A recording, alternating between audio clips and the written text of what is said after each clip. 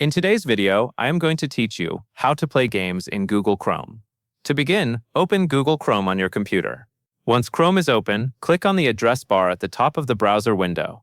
This is the same place where you normally type a website address or a search term.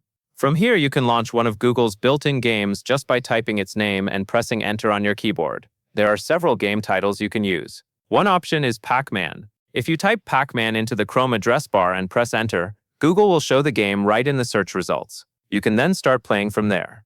Another option is Solitaire. Type Solitaire into the address bar, press Enter, and the game will appear in Google Search.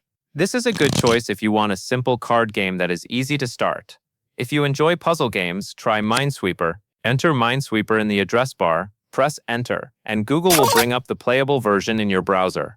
Another popular option is Snake. Type Snake into the address bar and hit Enter.